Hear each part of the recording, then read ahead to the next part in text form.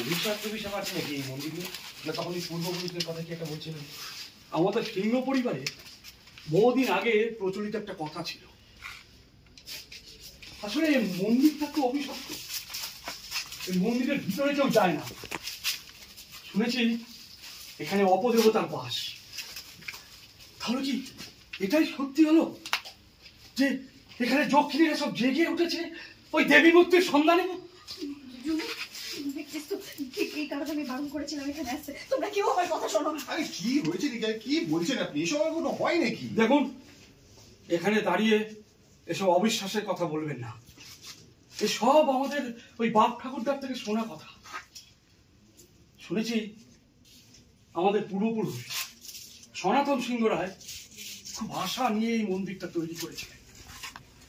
সুদূর বেনারস থেকে তিনি ওই মন্দিরের বিগ্রহ মাথায় করে নিয়ে এখানে এসেছিলেন। তারপর এইখানে বিগ্রহ প্রতিষ্ঠা করেন। তারপর নিত্য পুজো হতো এখানে।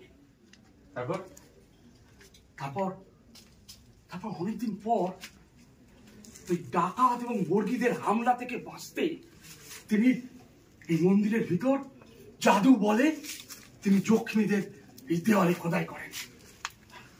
কিন্তু আশ্চর্যের ব্যাপার হলো কি জানেন তো, এই যক্ষিণীরা যে কজন এই মন্দিরে আছেন তারা কেউ কেউ বলতে পারে না কি কজন আছে।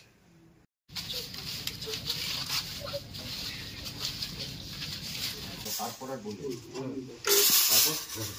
তারপর অনেকদিন পর আমার কাছে কি না শুনতে পাই আপনারা ঘুরে ফিরে বেড়াচ্ছেন।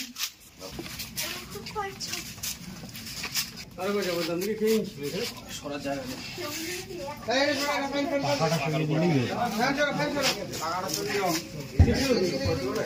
মনিটর বের করে দাও না, এখানে দিয়ে দাও।